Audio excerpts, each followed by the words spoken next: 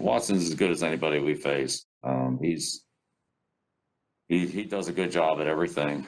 You're looking live at NFL fans' worst nightmare. After a year in which fans across the globe finally got to enjoy the Patriots' demise, especially at the quarterback position, it seems there's still a slither of darkness that exists in the football world. A potential marriage of another franchise quarterback joining the dark side.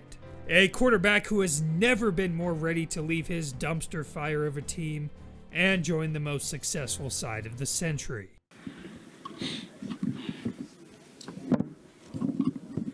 Stupid thing. Yes, there is a way for Deshaun Watson to make his way to the Patriots. Although this may seem like a dark, twisted fantasy, there's actually just a few things that need to go right in order for it to happen. In this video, we're going to go over the 10 potential trade destinations for Watson. We'll also include new details recently released on the situation with the Texans that would lead to a blockbuster trade in the first place.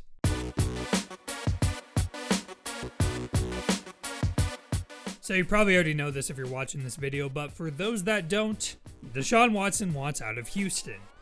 Why? Well, it started when Watson was promised to be included in major franchise decisions, like the team's GM and head coaching search. Instead, the Texans went and hired Patriots Director of Player Personnel Nick Caserio without even letting their quarterback know. And they originally didn't schedule an interview with Watson's supposed favorite coaching candidate and Chiefs offensive coordinator Eric Bieniemy. Oh, and did I mention that last year they traded one of the best receivers in football for a bag of peanuts? Luckily, they fired the guy who did that. But instead, who do they put in charge? None other than a glorified character coach. Next thing you know, a flood of NFL players, both former and active, are telling Watson to stand his ground, and at this point, it sounds like a trade is inevitable. Teams from all over the league are going to come calling, and yes, that most certainly includes the team with a Tom Brady-sized hole at quarterback. With Caserio now as GM, that automatically means the Patriots have the most players he'd probably be interested in. Because after all, it was Caserio who scouted and drafted those guys. And yes, the Patriots don't quite have the talent they used to, but there are some intriguing young players. Guys like J.C. Jackson or Mike Onwenu, who was one of the best rookies in the NFL last year, or Chase Winovich, Damian Harris, Josh Uche, all those guys could be prime trade pieces. Tack on the 15th pick in the draft, plus some other future picks, and a trade could be worked out. Yes, other teams might be able to put together some more enticing offers, but with Watson's no trade clause, he could name the Patriots as one of the few teams he'd want to play for. Next up, the Dolphins can most certainly put together a fantastic trade package. ESPN even reported that Miami is a team Watson would consider. There's no income tax in Florida, which is apparently part of his decision. And for the Texans, well, this could work in their favor too. With Tua Tagovailoa available for a QB swap, and they could get back their own number 3 pick in the draft too. The Dolphins could then stand toe-to-toe with the Bills in the AFC East, and the Texans can accelerate their rebuild post-Watson as well. For our third potential landing spot, we have the 49ers. Now, Watson in Kyle Shanahan's system would frankly be a dream come true. The Niners could send Jimmy G, who we can assume Caserio really likes because he drafted him, and they could include the 12th overall pick in the draft, along with future first and second rounders as well. The question is, would they have to include one of their star players like Fred Warner, Nick Bosa, or George Kittle? Number 4, we got the Bears. They were actually one of Jeremy Fowler's sleeper picks for a trade. Obviously, the Bears, along with their fans, would love to undo the mistake of drafting Mitch Trubisky over Watson in the 2017 draft. The problem is the Bears don't pick until 20th. Even if they were to throw in additional first rounders and Khalil Mack, I'm still not sure that can compete with offers coming from teams at the top of the draft. Speaking of which, the Jets hold the number 2 pick. They could use that as a key piece in a Watson deal to get a surefire Pro Bowl quarterback, or they could take the risk and draft Justin Fields or Zach Wilson, or they could finally put a team around Sam Darnold along with some good coaching. A lot of different ways to go here, pros and cons to each one. I think the Darnold route is the least likely, although they sure sound like they like Darnold. Still, if they do want Watson, Darnold would be a good player to send back.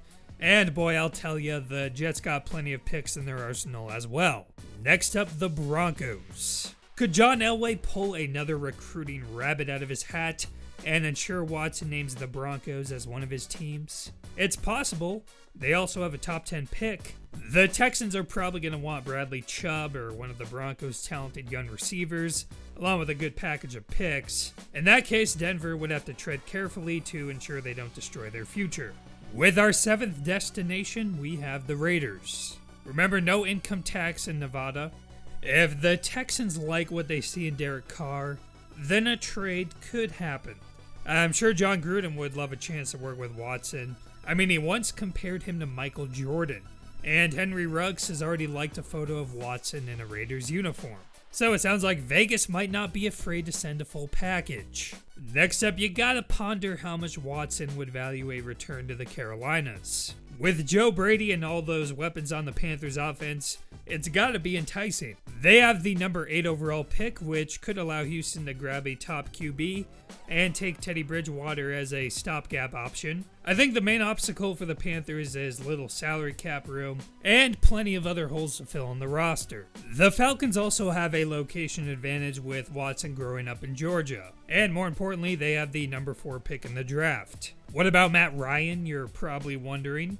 Well, this would be a perfect situation for a 3-team deal. A team in need of a quarterback upgrade like the 49ers or Patriots could come calling, and Watson gets his Hopkins replacement in Julio Jones. This one sounds like it could satisfy all parties involved. Now we have to end this with a little bit of a crazy one. Sure, the Texans might not want to trade Watson in state, but how about them Cowboys? Plenty of offensive firepower. You take the money you were going to give Dak and use it for Watson. Okay, maybe this one is just a bit of a Texas pipe dream. There are some other teams that are considered to be in the running, but I'm not particularly sold on.